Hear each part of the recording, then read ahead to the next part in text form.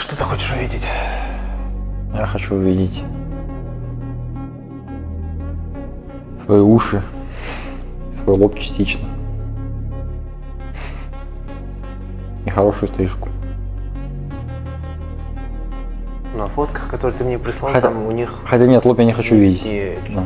низкие челки. Да, вот я ошибся, да. Я просто хочу, чтобы с боков было убрано, чтобы это выглядело аккуратно, чтобы сзади вот эти вот патлы.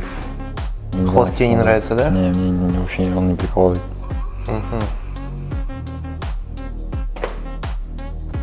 Так, что, Никитос, доволен? Нормально. Я честно не ожидал, что такой результат будет. Я очень